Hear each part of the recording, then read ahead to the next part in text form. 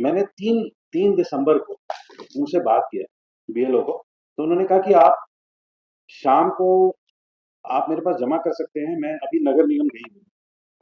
तो शाम को 5 बजे मैं दस्तावेज पूरा करके मैंने उन्हें फ़ोन किया, तो उन्होंने कहा कि 3 दिसंबर की बात है। चूँकि डेट 6 तारीख थी लास्ट, और 1 तारीख तक ये आ चुका था कि ये और आगे बढ़ चुका है, आप लोग और बढ़ा सकते हैं। तो शाम को जब 5 बजे संपर्क किया कि मैं फॉर्म लेके आपके यहाँ आ रहा हूँ, सबमिट कर दूँगा, उन्होंने कहा हम लोग के ऊपर बहुत दबाव है। हम लोगों ने आज पूरा का पूरा जितना 777 मेरे एरिया में जो 777 वोटर हैं, उनका मैंने आज 3 तारीख को ही सब फॉर्म जमा कर दिया है। अब आप दावा आपत्ति पे ही अपना पुटअप करिएगा।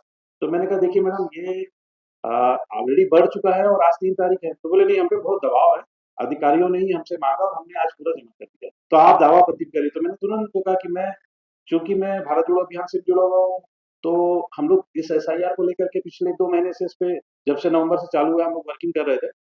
तो मैंने कहा मैं कलेक्टर को सूचना दे दूंगा और आपकी शिकायत कर दूंगा। तो उन्होंने फिर उसी बात को कहा कि आप दे दीजिए, हमारे पर बहुत दबाव है, इसलिए हमने आज 3 दिसंबर को ही हमने पूरा डेटा सबमिट कर दिया। तो 4 तारीख को सुबह मैंने जाते हुए, मैं किसी काम से शादी में दिल्ली आ रहा था, तो 4 तारीख को आते-आते मैंने कलेक्टर के पास अपना पत्र जमा भी कर दिया, रिसीव भी करा दिया। तो 2 दिन बाद में फिर उनका फ़ोन आया, बीएलओ मैडम का फ़ोन आया कि सर आप आके अपना फॉर्म जमा कर दीजिए। तो मैंने कहा मैं 7 तारीख को दिल्ली से वापस आ रहा हूँ और तभी मैं जमा कर पाऊँ। उन्होंने कहा ठीक है, आप कर सकते हैं। तो ये मैं बात बताना चाह रहा हूँ कि चूँकि हम में जागरूकता थी, हमने उसका लिया, पुटअप किया, और फिर 7 तारीख 8 तारीख को उन्होंने कंसीडर कर दिया।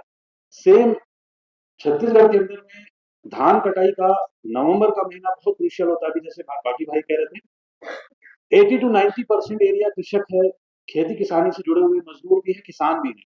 धान काटना, बेचना, स्पेस प्रोसेस के चले गए रहते हैं, और 70 टू 80% जो डेटा अभी दिखाया उसमें कि 27 लाख लोग गायब हैं, 13% टोटल लोग अभी पहले फेज पे कर दिया। उसका प्रमुख कारण ये है कि इन्होंने इस समय अ, लगाया हुआ है, जब सारे इलेक्शन छत्तीसगढ़ के सारे खत्म हो चुके हैं, सब हो चुके हैं, नगर निगम का भी है, बीएलओ का वहां पे जानकारी का भी जबरदस्त अभाव है। गाँव के अंदर में ऐसी-ऐसी स्थितियाँ हैं कि वो फॉर्म तक नहीं दे पा रहे हैं, और जो फॉर्म डाउनलोड करके भी निर्देश आता है कि आप सबमिट कर सकते हैं, उससे भी वो एक्सेप्ट नहीं करते। तो बहुत ज़बरदस्त रूप से मिस इन्फॉर्मेशन है।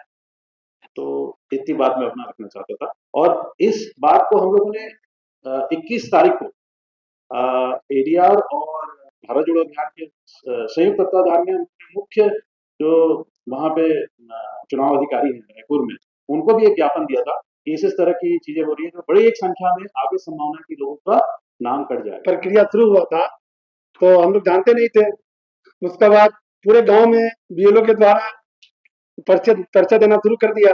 जब 2 पर्चा देना था तो एक पर्चा दिया, 2 दिन बांटा, तीसरा दिन पर्चा किसी को दिया नहीं। वो पर्चा अपने घर पर रख के बीएलओ अपने से साइन कर करके जमा कर दिया। जमा करने के बाद फिर हम लोग बोलने लगे कि भाई आप पर्चा तो जमा कर दिए हैं, हम लोग का नाम है कि नहीं है? तो बोला कि नहीं नाम है, सबका नाम है, चिंता करने का बात नहीं है। लेकिन फिर भी हम लोग काफी परेशान रहते थे कि क्या होगा नहीं होगा। और दूसरी बात था कि हमारे गांव में बहुत ऐसा लोग था कि जो नया नया पुतौह जो बन के आई, और जो नया नया लड़का 18 साल 19 साल 20 साल का था, उनका नाम भी जोड़ना था। और दूसरी बात, अब नया नाम जोड़ने के लिए भी बीएलओ का कहना था कि 2003 का वोटर लिस्ट लाइए, अपना माँ बाप का वोटर लिस्ट लाइए। तो हमारे यहाँ तो नेपाल का बॉर्डर सटा हुआ है, लगभग लगभग करीब करीब 300 से 400 महिला ऐसा था कि जिसका नेपाल से संबंध मेरा इंडिया अररिया जिला से जुड़ा हुआ, उनका शादी किया हुआ।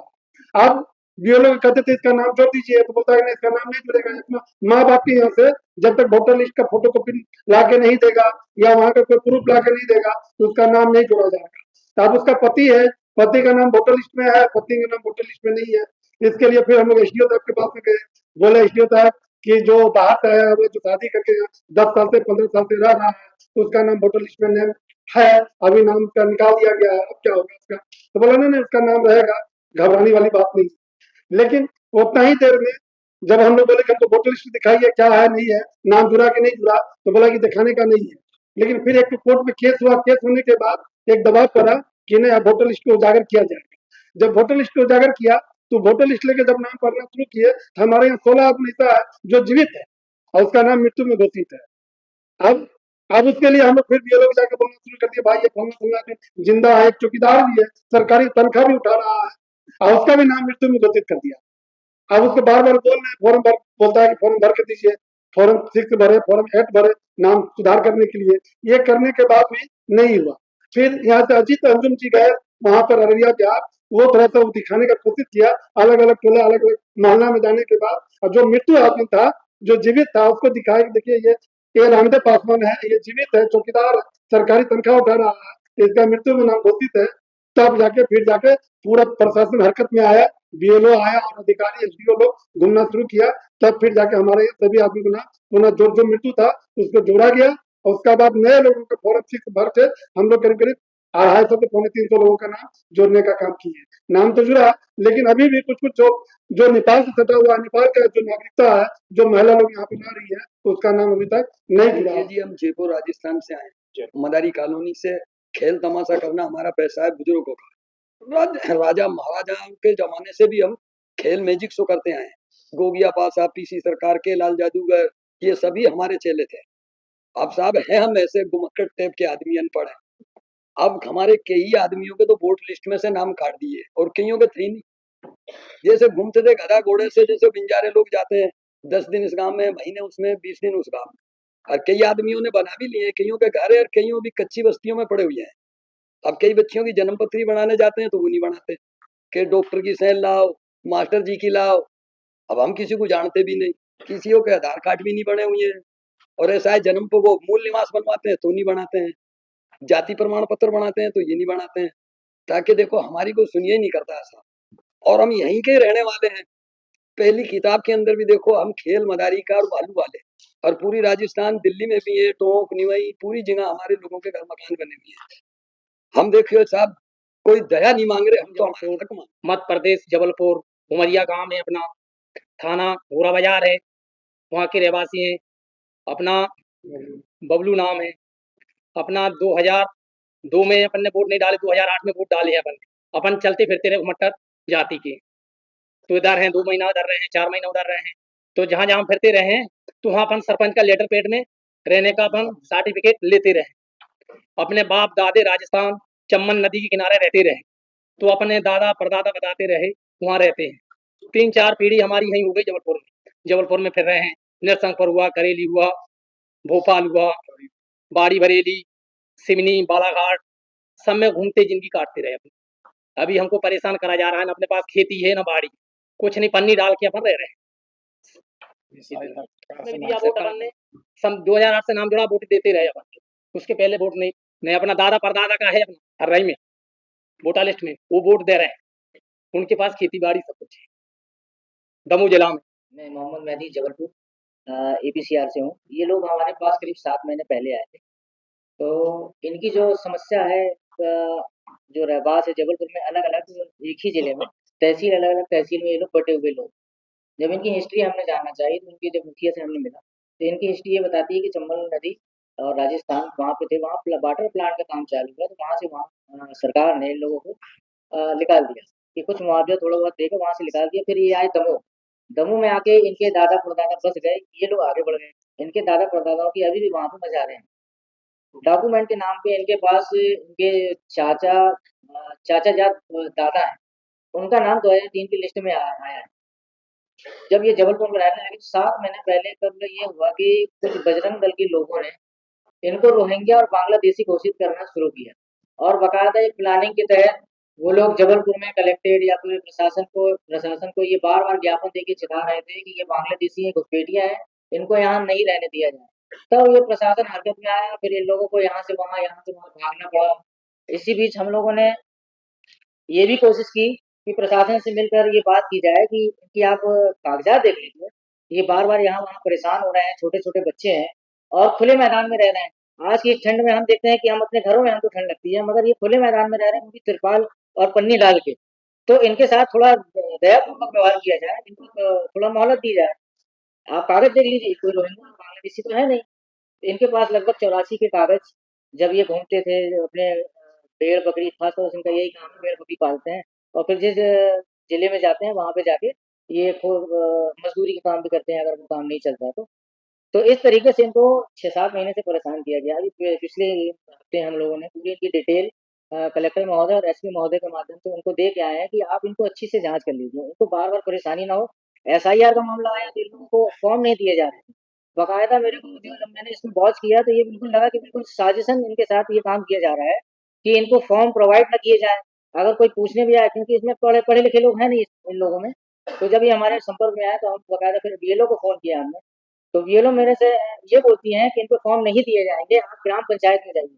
तो मैंने उनसे ये कहा कि आपकी ड्यूटी है कि आप इनको फॉर्म दें, और अगर आप नहीं देंगे फॉर्म तो यही रिकॉर्डिंग मैं कलेक्टर साहब के समक्ष रखूँगा। तब जाके उन्होंने फॉर्म दिए, इनको घर-घर आके 70-80 फॉर्म दिए।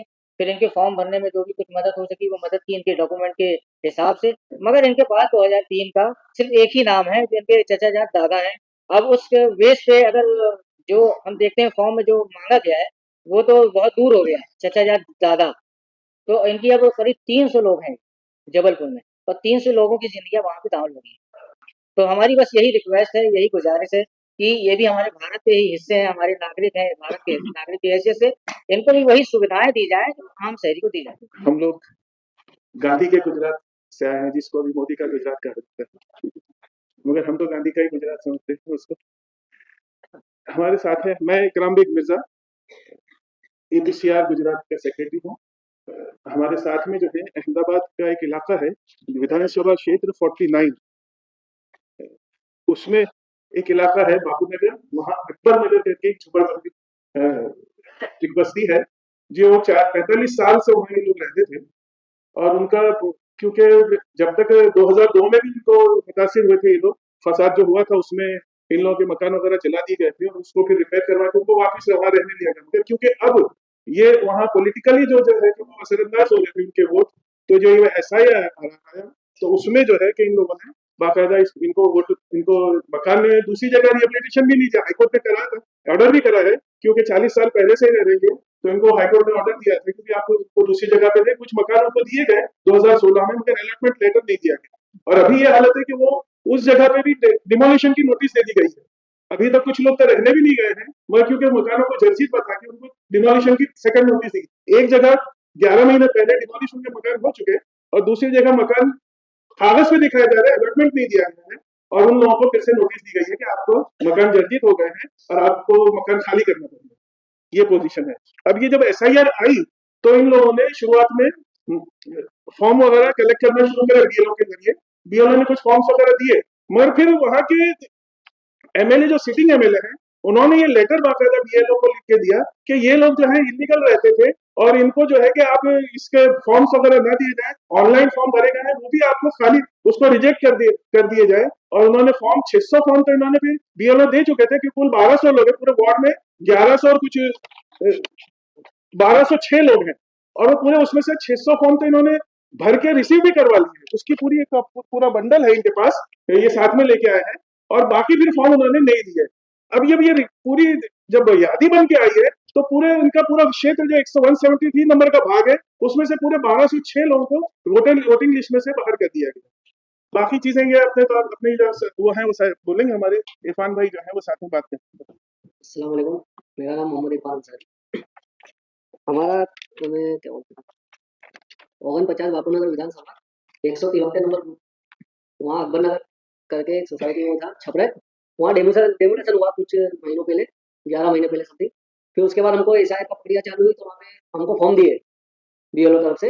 हमने फॉर्म उसको भर के बीएलओ को सबमिट करे, बीएलओ ने हमको रिसीव करके साइन करके दिया। कुछ फॉर्म बीएलओ ने अपनी तरफ से सबमिट भी करे और कुछ फॉर्म मैंने ऑनलाइन 4-5 घर वालों के ऑनलाइन सबमिट कर। और उसके बाद थोड़ी दिन बाद बीएलओ सर को मैं कॉन्टेक्ट करा, मैंने ऑनलाइन हमारा फॉर्म नहीं बता रहे हैं, आपने सबमिट क्यों नहीं करा? तो बीएलओ ने हमको आशा देते गए, आश्वासन देते गए कि हो जाएगा हो जाएगा। फिर उसके थोड़े दिन बाद बीएलओ बोलते हैं कि बोले हमको फॉर्म सबमिट करने का मना है। तो क्यों? तो बोले तुम्हारा डेमोलेशन हो गया, तुम यारो से मिलो। तो हम यारो के पास गए, यारो सर हमको बोलते हैं कि बोले तुम्हारा डेमोलेशन हो गया यहाँ पे, बोले तुम्हारे फॉर्म सबमिट नहीं होंगे। तो बोला क्यों? तो बोले हमको एक पत्र मिला है, ये पत्र दिया है। तो क्या है सर? तो बोले आप पढ़ लेना। तो इसका फोटो खींच लिया मैंने। फिर बाद में पता चली कि कोई एमएलए है, उन्होंने पत्र लिखा कि बोले इनका यहाँ पे डेमोलेशन हुआ है, बोले इनका कोई भी फॉर्म भरना नहीं, और जो फॉर्म भरेले है उनको भी डिलीट किया जाए। लोगों का मकान तोड़े गए थे, वहां स्पेशल कैंप लगाया गया उनके फॉर्म भरवाने के लिए, वो डिस्प्लेस हो गए थे, उसके बावजूद उनके लिए स्पेशल कैंप लगाया गया। और इनको जो है कि इलीगल एमएलए के उससे इलीगल बताया गया कि इनके फॉर्म ना भरे जाए, और बीएलओ ने 600 फॉर्म दिए थे, 600 फॉर्म रिसीव कर लिए, उसके बावजूद भी जो है कि नए फॉर्म बाकी 600 लोगों को नहीं दिए। और ये जो भरे हुए फॉर्म है जिसमें उन्होंने रिसीव करा हुआ है वो फॉर्म भी वो कह रहे हैं कि मृत जाहिर करा है। इसमें इनको बाकायदा लिखा ही गया है कि ये जो है कि यहाँ इसमें लिखा है कि 21206 लोग जो है ये मृत है, मरे हुए से डिक्लेयर कर बीएलओ लिख रहा है, जबकि जिंदा लोगों ने 600 जिंदा फॉर्म लोगों ने भरे हैं, जिंदा लोग, और वो हाजिर है। उसमें से 2 ये लोग भी है, बाकी लोग वहां है रह रहे हैं। ये सब कॉपी है, इसमें से 2002 में भी ये पूरी कितने हमारे पास ये रिसीव कॉपीज है ये पूरी। उज्जैन मध्य प्रदेश से आई हूँ और उज्जैन चूंकि मध्य प्रदेश के मुखिया की सिटी कही जाती है, तो वहां पर लोग कैसे खुल के आने में थोड़ा संकोच करते हैं, लेकिन फिर भी लगभग अभी 20 दिन से पूरे उज्जैन में लगभग 50 गांव घूमे तो कुछ कुछ चीजें नोटेड की है। इसमें मैंने एक चीज मुख्यतः पाई, ये एससी वर्ग सबसे ज्यादा इस जिले में रहते हैं, उसके साथ में माइनॉरिटी के लोग। तो माइनॉरिटी के साथ में ये दिक्कतें आई है वहां पर कि उन्होंने वोट दिया है, उनका एपिक मतलब वोटर आईडी बना हुआ है, वो जो वोटर आईडी का जो नंबर है एपिक नंबर, उन्होंने जब 2003 में वोट दिया था तो उनके वोटर आईडी में चिन्हित है, लेकिन आज वो 2003 की लिस्ट निकली और वो जो एपिक आईडी देखा, सर्च किया, वो किसी और के नाम से। तो मैं बात करती हूँ हमारे यहाँ, दोबारा बोलिए कि एपिक नंबर जो पहले था दोबारा। एक व्यक्ति है मुन्ना खां पिता सुल्तान खां, ये रहने वाले हैं नागदा विधानसभा के जबरन कॉलोनी में, उसको किलकीपुरा नागदा भी कहते हैं। उनकी उम्र जब उनका वोटर आईडी बना 1995 में, तब वो 25 वर्ष के थे। 2003 में जब उन्होंने वोट दिया तो उनका एपिक नंबर मैं आपको बोल रही हूँ MP/38/263/228508। अब ये जब हमने अभी 2003 की वोटर लिस्ट निकाली और उसमें जब उनका एपिक नंबर किसी और के नाम के सामने देखा तो वो मैं आपको विधानसभा क्रमांक बताती हूँ। विधानसभा क्रमांक है 173 खाचरोद, भाग संख्या 81 नागदा, और वोटर आईडी नंबर 413 के सामने उनका एपिक नंबर डला है, पर नाम लिखा है रेशमा उनकी पड़ोस की कोई महिला है। और उन्होंने खुद ने बताया कि जब रेशमा ने वोट दिया था तब मैंने भी वोट दिया, पर उनका एपिक नंबर तो वो नहीं था, उनके पास पुराना वोटर आईडी अभी भी है और एपिक नंबर सेम, उनका जो एपिक नंबर है मुन्ना खां का वही है। तो अब मैं आपको इसमें एक चीज बताना चाहती हूँ कि ऐसे कुछ लोग और हैं, इनके 2 बेटे हैं, 4 बेटियां हैं, इनकी पहली पत्नी का एक बेटा और 3 पुत्रियां थी। जब वो शांत हो गई तो इनका जो एक बेटा और 3 पुत्रियां, उनका नाम भी नहीं जुड़ा, क्योंकि उनकी पत्नी तो पहले ही शांत हो गई थी। उनकी दूसरी जो पत्नी है, उनकी एक बेटी और एक बेटा है, जिसका नाम मम्मी के मार्फत जुड़ गया है। तो अब इनका नाम, इनकी बेटियों का नाम, इनके बेटे का नाम, इनके बेटे की भी उम्र लगभग 32 साल है। ये व्यक्ति एक ठेला लगाते हैं और खाने का सामान बेचते हैं, बहुत पुअर कंडीशन है इनके घर की। ये उज्जैन जिले से 55 किलोमीटर दूर गांव में रहते, मतलब एक नागदा शहर में ही रहते हैं। पर ऐसा ये एक परिवार नहीं है। ये मध्य प्रदेश में माइनॉरिटी के साथ में मैंने एक बड़ा मार्जिन देखा है, बहुत सारे लोगों के फॉर्म ही नहीं मिले हैं, और कल जो लिस्ट है उसमें ये देखा कि वो लोग वहां नहीं रहते जबकि वो वहां है। तो ये एक उदाहरण है, लेकिन मध्य प्रदेश में ऐसे काफी परिवार हैं जिसी के बारे में मैं बताने के लिए आई। ये फुलवारी शरीफ विधानसभा है, पटना डिस्ट्रिक्ट में। विधानसभा का नंबर है 180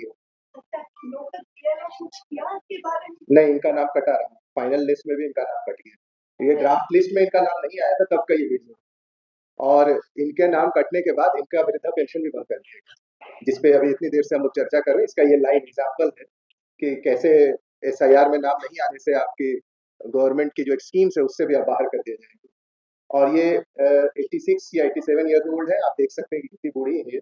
इनका नाम 2005 के समरी रिवीजन में जो लिस्ट आई थी उसमें नाम था, 2025 के जनवरी में जो लिस्ट आई थी उसमें नाम था, यानी 2024 में इन्होंने वोट दिया, और 2025 के ड्राफ्ट 1 अगस्त को जो नाम आया उसमें इनका नाम डेड घोषित किया गया था। इनकी शिकायत हमने इलेक्शन कमीशन से की। इनके साथ इन्हीं के गांव के एक और आदमी का नाम था विजेंद्र माझी, उनका भी नाम हमने शिकायत दर्ज किया तो उनका नाम ऐड हो गया, इनका नाम ऐड नहीं हुआ। और हम पता नहीं कर सके कि इनका कारण क्या है, इनका नाम ऐड नहीं हुआ।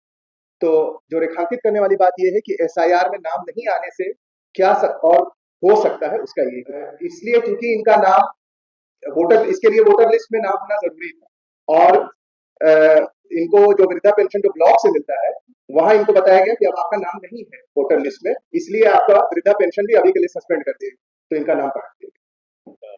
हाँ ठीक, जुलाई में जब एसआईआर की प्रक्रिया हो रही थी उसको हम लोगों ने पब्लिश भी किया है, पीयूसीएल की तरफ से किया गया था, उसकी कॉपीज अवेलेबल है, मेरे पास है, आप लोग चाहें तो उसकी कॉपी। इसमें पता चलता है कि जो पूरी प्रक्रिया थी वो कितनी फार्स थी, जैसा योगेंद्र जी पहले कह रहे थे कि बल्कि मैं कहूंगा कि वो ठीक से की ही नहीं गई थी। अगर ठीक से की जाती तो सिर्फ 65 लाख लोग नहीं, वो कई करोड़ में लोग कट जाते, क्योंकि ये प्रोसेस ही ऐसा है कि इसमें आप नाम जुड़वा नहीं सकते, सिर्फ नाम कटवा सकते, ये ऐसा प्रोसेस ही है।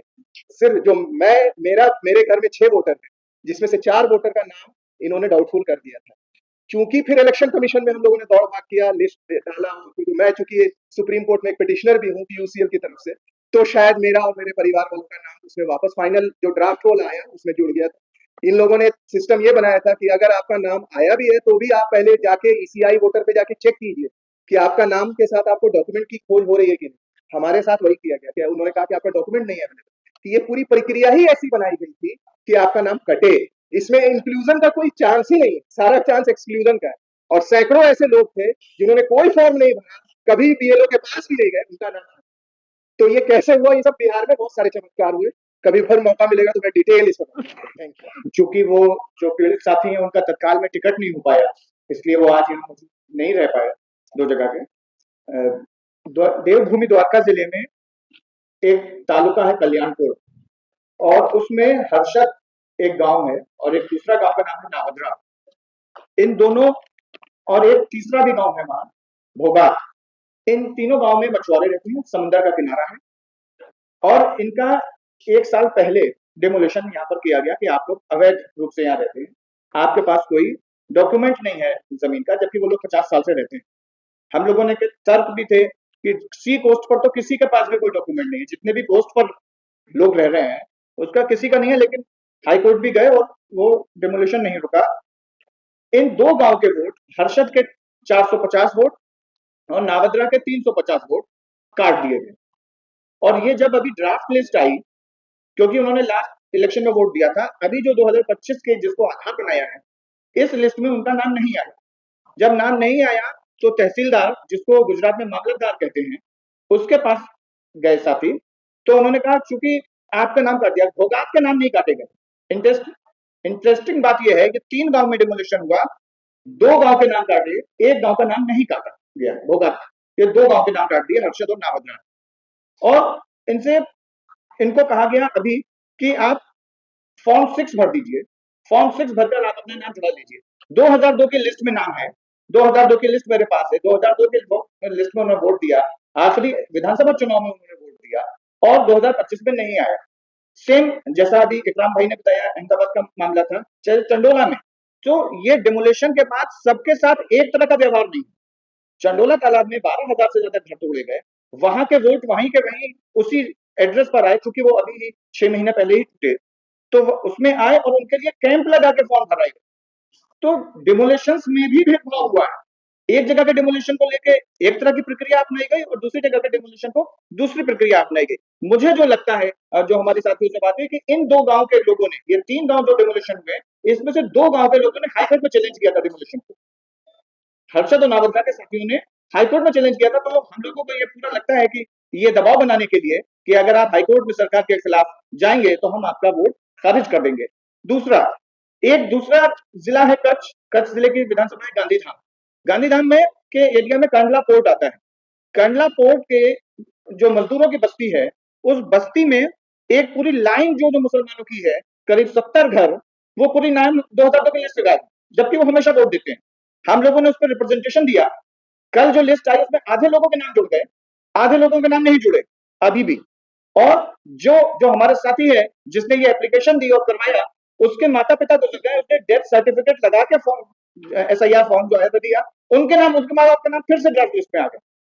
तो ड्राफ्ट लिस्ट, ये लिस्टों में किस तरह का काम हुआ है, ऐसा ही मेरा खुद का, मैं और मेरी बीवी एक ही पते पर रहते हैं, मेरा भाग संख्या अहमदाबाद की विजयपुर विधानसभा में 250 है और मेरी वाइफ के जो विधानसभा है वो भाग संख्या 361। दो अलग अलग जगह वोट है। हम बार बार BLO से कह रहे हैं कि भाई हम दो एक ही एड्रेस पे रहते हैं, आप इसको बोलेंगे तो आप बाद में फॉर्मेट 7-8 भर के बंद करा लीजिएगा, नाम भी गलत है, आप भाग मतलब दूसरे इलाके में आपने भेज दिया दूसरे वोट को। ये इस तरह के तमाम मामले 2002 की ओरिजिनल लिस्ट हमारे पास दरियापुर विधानसभा में 2 नाम है और वो 2002 जो उसमें पब्लिश हो रही है उसमें नाम नहीं। तो इसमें ये जो डिस्पेरिटी है। तीसरा एक इम्पोर्टेंट बहुत सवाल है, ये जो डॉक्यूमेंट की लिस्ट है जिसका जिक्र योगेंद्र भाई ने पहले किया था कि इतने डॉक्यूमेंट देने पड़ेंगे, इसके डॉक्यूमेंट नंबर 10 पर कुटुंब रजिस्टर का जिक्र कि अगर आप परिवार रजिस्टर की कॉपी देते हैं तो एक सबूत के तौर पर 12 दस्तावेजों में माना जाएगा। गुजरात में तो परिवार रजिस्टर ही नहीं होता, गुजरात में परिवार रजिस्टर कोई नहीं बनाया जाता। हमने CEO को कहा कि साहब यहाँ परिवार रजिस्टर तो नहीं होता जैसा इसमें लिखा है ECI वाले में, लेकिन वहां पर पेढ़ीनामा, पंचायत का जो सचिव है वो पेढ़ीनामा बनाता है और पेढ़ीनामा जो है वही हमारा, उसके तो अभी तक उसका कोई जवाब नहीं दिया। जो जो फर्स्ट जनरेशन के लिटरेट लोग हैं, जो जैसे मछुआरों की तादाद देश में सबसे ज्यादा गुजरात में है, 2000 किलोमीटर की सीमा है। तो अगर इनको नए वोट बनाने पड़े और उनको अगर दो अपनी नागरिकता के सबूत के तौर पर पेश करना पड़े तो वो अगर वो कुटुंब रजिस्टर नहीं है तो अगर पेढ़ीनामा हो तो एक दस्तावेज के तौर पर मान्य होगा, लेकिन वहां है नहीं, इसका कोई जवाब भी नहीं आया। तीसरा, एक हमारे यहाँ यूपी में नाना नानी को भी माना गया, यूपी में एज ए रिलेटिव 2002 की लिस्ट में अगर आपके नाना नानी का भी नाम है तो उन्होंने एक्सेप्ट किया। गुजरात में उन्होंने नहीं, हमने लेटर लिखा तो उन्होंने कहा तो ECI के रूल्स फॉलो करते हैं। ये मैंने लेटर राहुल भाई को भेजा है और उसका जवाब भी कि ECI, तो ECI क्या उत्तर प्रदेश के लिए अलग रूल फॉलो करेगा और गुजरात के लिए अलग करेगा? तो अगर हमारे यहाँ भी वहां एक्सेप्ट कर रहे तो यहाँ भी करिए। तो ऐसे बहुत सारे मामले हुए हैं जिसकी वजह से जो दरिया के किनारे, समंदर के किनारे लोग रह रहे हैं और जो बस्तियों में जैसे मदारी, जो हमारी अमीर फकीर कम्युनिटी है, जो राजस्थान से बहुत सारे लोग हमारे गुजरात में आते हैं, बहुत सारे लोगों के हमने 250 लोगों के तो पहचान पत्र बनवाए, उनके बहुत सारों के SIR फॉर्म भी आए, लेकिन बहुत सारे अमीर फकीर कम्युनिटी के ऐसे लोग हैं जिनके पास कोई आधार पुरावा नहीं है। उन लोगों को अपना नागरिकता और वोट सिद्ध करने में बहुत मुश्किल आएगी। 39,000 वर्ग किलोमीटर से भी ज्यादा क्षेत्र में फैला हुआ क्षेत्र और जो गांव है काफी दूर दूर में बसे हुए हैं और इस इलाके में सबको मालूम है कि 2005 को सर्वाधिक नाम का एक अभियान चला और उस अभियान की वजह से करीब 644 गांव वीरान हो चुके थे और 3 लाख से ज्यादा लोग इधर उधर चले गए, सीमावर्ती राज्यों में गए। कई गांव को, सैकड़ों गांव को जला दिया गया और इसके वजह से बहुत सारे लोगों के पास कोई दस्तावेज नहीं और जो भी दस्तावेज थे वो जल गए। और ऊपर से मैं बिल्कुल साफ इसको बताना चाहता हूँ कि वनाधिकार मान्यता कानून जो बना उस कानून के हिसाब से भी कोई जमीन के पत्र आज तक उस इलाके में नहीं है। और ये भी सबको ये बता देना चाहता हूँ कि बस्तर के दक्षिण पश्चिम बस्तर के बहुत सारे गांवों में, बहुत सारे इलाकों में सर्वे तक नहीं, गांव के सर्वे नहीं हुए और जब से सर्वे चल रहा है, ये चला गया उसके थोड़ा सा पहले से कोई भी अधिकारी कर्मचारी उन इलाकों में जाते ही नहीं। और जो वोटर लिस्ट, आज वोटर लिस्ट का सवाल पर बातचीत हो रही है SIR पर, वो करीब 25 साल पहले से वहां सही वोटर लिस्ट बनता ही नहीं और बिल्कुल बस कहीं बैठ के ये लोगों ने बना दिया, उस हिसाब से बना।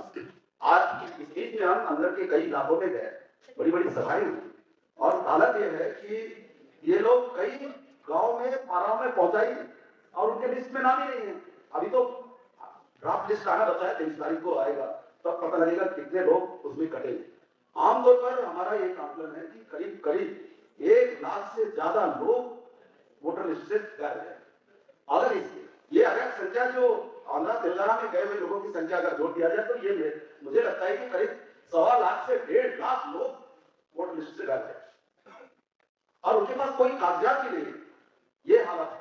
अब तो बहुत सारी ऐसी बातें आ रही हैं कि अब वो जो बहुएं आई है उनका अब उड़ीसा आगरा से वो भी ठीक ठाक वो क्या नाम कंप्यूटर भी नहीं ले पा रहा है, एफ भी नहीं ले पा रहा, ये स्थितियां हैं, तो रिजेक्ट हो रहे हैं, ये सब है प्रॉब्लम। तो मैं कहना ये चाहता हूँ कि बस्तर की एक एकदम अलग स्थिति है और वहाँ SIR हो रहा है और उसके इतना कम समय में ये सब कर रहा है। और आज की हालत में जब माओवादी खत्म हो रहे हैं, ये प्रचार है खत्म हो रहा है, ये बात सच है, उसके बावजूद अंदर में कोई कर्मचारी अधिकारी संस्था से जाना नहीं चाहता, जा भी रहा है। और आपको एक बात और भी जानना चाहिए कि बस्तर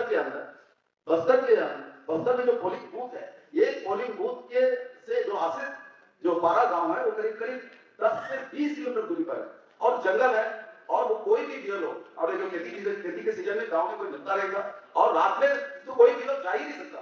इस वजह से लोग तो वहाँ मिले भी नहीं और वोटर लिस्ट तो बिल्कुल गलत तरीके से बना और मैं समझता हूँ कि बहुत सारे गांव ऐसे छूट जाएंगे वोटर लिस्ट से। बस ये उसके बाद उसको इतना दवा डलवा गया, वो दवा देने के बाद उसमें ऐसी गोली आ गई कि आत्महत्या ये सब ये नियंत्रण कर रहा हूँ कि शुक्रवार में थोड़ी सी कानून का आवेश की जाए ताकि इतना दवा नहीं दिया जाए। किसी आदमी बेरों खत्म हो गए, किसी को सीमा नहीं। और मेरा निवेदन ये है कि इन सुपरवाइजरों से इतना दबाव न दे करके वो शांतिपूर्वक काम ले लें। इनके पास हमें 1 महीने का दिया हुआ था, उसके बावजूद इन्होंने जो 15 दिन के अंदर ये कागज तैयार करो, रोज तैयार करो, इसका ये ऐसा करो, और नए आदमी को जो नई चीजें आती है तो संविधान से दूर रहा और दबाव दिया जा रहा है और दबाव ला करके मेरा बच्चा ने सुसाइड करना पड़ा। अब उसकी एक बच्ची है, 2 बच्चियां, एक बच्चा है, उनका पालन पोषण का निर्णय समस्या हो गई है। मैं रिक्वेस्ट करूंगा कि सरकार से कोई सहायता मिल जाए या बच्चों को नौकरी मिल जाए, तो ऐसा मेरा निवेदन है आपसे कि मैं ये कार्रवाई और जैसे थाने में ये वास्तव में हमको तनख्वाह पे लगा दिया गया, ये सरकार का मामला है, इसमें जो कार्रवाई होगी जो हम कहेंगे आप कुछ नहीं करोगे, हमारी FIR नहीं लिखी गई, इससे बड़ा हमको बहुत दुख है। मतलब सरकारी आदमी होते हुए भी पूरा काम अपनी जिम्मेदारी से करते हुए भी उनको मजबूरन ये अधिकारी इतना प्रेशर दे दिया कि उन्होंने ये कदम उठाने में मजबूर कर दिया उन्होंने, तो आज इस दुनिया में नहीं रहे। मेरे भाई के 2 बच्चियां हैं जो शादी के लायक हैं, उनकी एंगेजमेंट तो किया हुआ है लेकिन शादी की तारीख फिक्स नहीं। अब उनको आज हमको ये सामना करना पड़ रहा है, उनको शादी कैसे करें? सरकार से कोई सहायता नहीं मिल रही है, कोई मुआवजा नहीं मिल रहा है। तो इसके लिए थोड़ा अनुरोध है सरकार से भी कि हमें थोड़ा मुआवजा दे और हमारी आर्थिक सहायता करे।